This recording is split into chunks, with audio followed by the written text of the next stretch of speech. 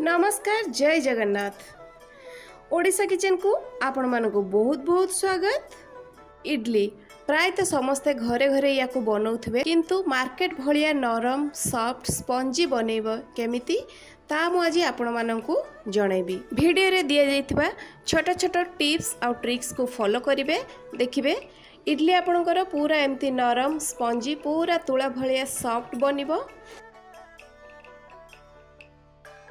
आजिर तुला परी नरम स्पंजी इडली बनैबा पई आमे फास्ट रेडी करिबा गोटे बैटर बा आण। तो ता पई मु एठी नैची 2 कप अरुआ चाउल। मोटे घरे जो आमे नॉर्मली अरुआ चाउल यूज करछे मु ताकू नैची। आपण ए अरुआ चाउल बदल रे चाहिले इडली चाउल मध्य नै परिबे। तो ई चाउल को प्रथमे भल भाबरे पानी देकी 2 रु 3 थर पर्यंत धोई नबा। 2-3 थर भल भाबरे चाउल को धोई सारिकी लास्ट रे आमे आउ गोटे को पानी देकी याकू भिजिबा पई छाडी देबा पाखापाखी 6 रु 7 घंटा पर्यंत। जो कप रे मु मापिकी नैथिली 2 कप अरुआ चाउल सेई कप रे मु मापिकी नउची गोटे कप बिरी। अरुआ चाउल जेतक नेबे आपण तार आधा नेबे बिरी।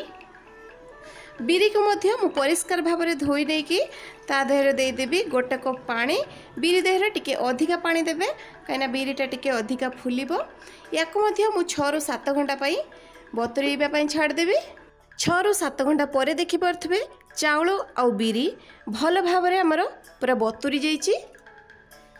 एबे हमें ए चाउल देहरु पानी सबु को निगाड़ी नबा किंतु बिरी देहरु पानी को हमें बाहर करबानी। आमे जो चाउल आ बिरी को ग्राइंड करबा सेइथिरे ही ए बिरी पानी को यूज करबा। चाउल आ बिरी ग्राइंड करिया पूर्वरु मु एठी नैचे हाफ कप मापर चूड़ा। चूड़ा को भल भाबरे परिष्कार पानी रे 2-3 थर धोई नेबे आ अल्प पानी देकी 10 रु 15 मिनिट पई भिजिबा पई छाड़ देबे। ए चूड़ा को चाउल आ बिरी ग्राइंड करिवार 10-15 मिनिट पूर्वरु ही भिजै नेबे। एबे हमें जो बिरी को ग्राइंड करिबा से बिरी को ग्राइंड कला बेले ए बिरी धुआ पानी को हमें जो बिरी को भिजै रखिथिले से बिरी भिजा पानी को ही ग्राइंड कला बेले अल्प अल्प देकी ग्राइंड करिबा। एटा होउची इडली सॉफ्ट हबार आ गुटे टिप्स मने रखिबे। जेते बेले भी आपण इडली बनैबे ए बिरी धुआ पानी को बिल्कुल भी फिंगिबेनी। एथिरे ही चाउल आ बिरी को आपण ग्राइंड करिवे। बिल्कुल भी अधिका पानी देबेनी अल्प अल्प पानी देके याको हमें ग्राइंड करनबा।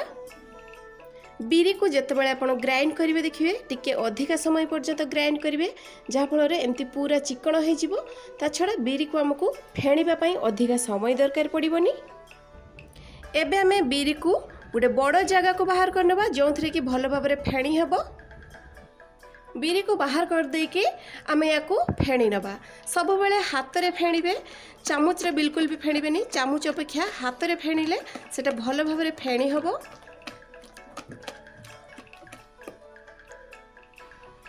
4 रु 5 मिनिट पर मु बिरी को देखि पारथवे जो फेणुची बिरीटा बहुत ही धला देखा गलानी आ बहुत फ्लफी मध्य देखा गलानी। आपण ए बिरी को ए स्टेज रे जत्ते भल भाबरे फेणीबे इडली आपणकर सेते तुला परी नरम हनिबो। देखि पारथवे बिरीटा हमर केते हल्का हे गलानी। एबे हमें जो अरुआ चाउल रखितले भिजै की ताको ग्राइंड करनबा। चाउलटा सब बेले अल्प अल्प करके ग्राइंड करिवे। अलगा पानी आमे दबानी। जो बिरी को बतुरे के जो पानी रखिथिले सेही पानी ही ग्राइंड कला बेले आमे यूज करबा। एठी जो आमे चाउल को ग्राइंड करचे चाउल को किंतु बिल्कुल भी चिकन करके ग्राइंड करिवेनी। हाथ को टिके एमती सुजीदाना भलिया रुआ रुआ लागुथबो ठीक सेमती ही ग्राइंड करिवे।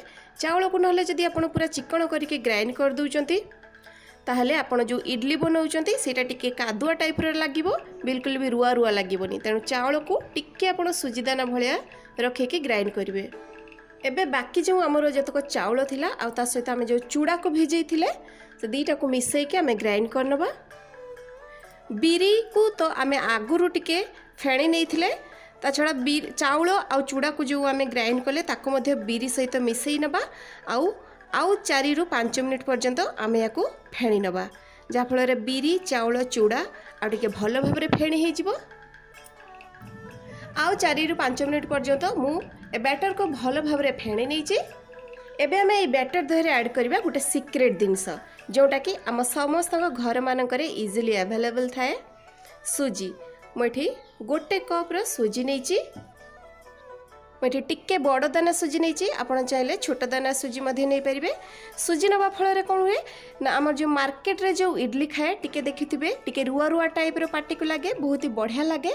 सुजी ऐड करने फल कौन हम ना सेमती टिके रुआ रुआ लगे बढ़िया लगे खायापी ता छड़ा सॉफ्ट बनिबो बहुत ही सॉफ्ट बनिबो सुजी ऐड कला फल चूड़ा आउ सुजी को आपण निहाती देबे जहाँफल इडली आपण मार्केट रे जमती इडली खाउचंती पूरा सेमती इडली रा टेस्ट पाइबे। या को आमे घुड़े की आउ 6 रु 7 घंटा पई छाड़ी दबा फॉर्मेट होबा पई। 6 रु 7 घंटा परे देखि परथबे मु घोड़ोड़ी खुली की आपण को देखाउची देखि परथबे घोड़ोड़ी रे केमती फुली की लागी जाईची हमर बैटरटा। आम जेतक बैटर रखी फुली की तार डबल हो जाइए बैटरटा आ देखिपे केमती एयर बुबल सब आसी जाइए।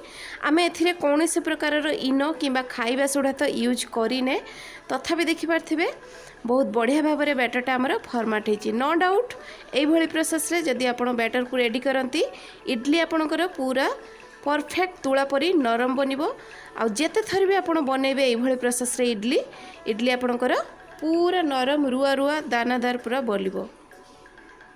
एबे हमें जेतक बैटर को यूज करबा सेतक को गुटे जगह को बाहर कर दबा। आ ए जो फुली ची बैटरटा को अधिका हमें गोले बाणी लूण देकी जस्ट हल्का हल्का गोले दबा। जदि अधिका आपण गोले दउचंती ताहले कोन हबो ना इडलीटा आपणकर टाण हो जिबार चांसेस रहइबो। तो जेतक बैटर बळिला ता देहरे हमें देई दबा लूण देकी अधिका गोलेबेनी जमती मुझे कहली इडली टाण हो एमती हल्का हल्का हल्का हल्का करके ताकू गोले नेबे। अधिका बिल्कुल भी आपन जदि भाबिबे जे लूण मु देई देउची बैटर को भल भाव में मिसई देबी ना सेमती बिल्कुल भी करिबेनी। ताछड़ा ये जो एतक बैटर मु रखीदेली या आपड़ फ्रिज रे स्टोर करिकी 4 रु 5 दिन पर्यंत रखिकी यूज करें। सभा लास्ट मु आपण मानकु कहबी प्राय लोकंकर प्रॉब्लम थाए जे बैटर आमर खराब हो गला तेणु आमे ताकू फिंगी देलु। तो ये मुझे आपको कहबी जदि आपण बैटर खराब हो जाए थाए ना ताहले आपण फाळे नड़ियार रस को बाहर करके बैटर देहर जदि देकी यूज करचंती ताहले बैटर को आपण पूरा फ्रेश फ्रेश बैटर पाइबे आ ताको पुणी यूज करि परिबे। बिल्कुल भी आपण बैटर दोसा हो कि इडली हो जहाँ तैयारी करचंती सेटा बिल्कुल भी खटा लागिबनी। एबे हमें इडली फ्रेम नहीं जिबा आ इडली फ्रेम देहरे देई देबा हल्का हल्का तेल। आपण तेल बदल रे घियो देई परिबे नले बटर को मध्य यूज करि परिबे। तेल दे दी सरला परे आमे से फ्रेम देहरे देई देबा अल्प अल्प बैटर पूरा फुल करके बिल्कुल भी बैटर देवनी कहीं आमर इडलीटा फुलिबो से अधा अधा करके एमती बैटर को दबा। तो एपटे मु इडली स्टैंड देहरे बसई देछि किछि पानी देहरे देखि पारथुबे मु एठी गुटे लेंबू देछि जहाँ फल रे पानी जो फुटिबो तार दागटा बिल्कुल भी रहिबोनी। तो पानी हल्का टिके गरम हो गला परे आमे जो बैटर देइथिले इडली स्टैंड छांच देहरे ताको आमे आस्ते करके एमती बसई नबा। तापरे घोड़नी लगे कि आम 10 रु 15 मिनिट कि हाएस्ट 17-18 मिनिट पर्यंत या स्टीम देवे। अधिका स्टीम देवे नहले इडलीटा आपणकर अधिका जदि स्टीम दे देउचंती तेबे टाण मध्य हो जाइपारे। 10-15 मिनिट परे आम गैस फ्लेम को बंद कर देबा। गैस फ्लेम को मु बंद कर दे कि इडली गुड़िक मु देखि पारथे बाहर को बाहर करि आनछि आ ताकू हल्का हल्का ठंडा मध्य कर नैछि। एबे गोटे चामच साहाଯ୍ୟରେ ताको एमती चारिकड़ साइड रु हल्का हल्का टिके एमती प्रेस दे देबे काटी देबे देखिबे इजीली आपनकर इडलीटा बाहरी आसीबो। देखि परथुए बहुत जालीदार बनिची पूरा तुला परी नरम हेची आ पूरा रुआ रुआ मध्य हेची आपण देखिकी जानि परथुए। तो आपण मध्य एई भली प्रोसेस रे घरे तुला परी नरम स्पंजी इडली घर तैयारी करंतु खांतु आ तापर जाइकी मते कमेंट करके जणांतु इडलीटी आपणकर केमिति बनिला। रेसिपीटी जदि आपको पसंद आसाए ताहले प्लीज लाइक करिवे शेयर करिवे आउ जदि सब्सक्राइब करि नाहंती ताहले सब्सक्राइब कर देबे। तो पुणी देखाबा आ गुटे नुआ भिडियो रे आ गुटे नुआ रेसिपी सहित से पर्यंत रहउची। नमस्कार, जय जगन्नाथ।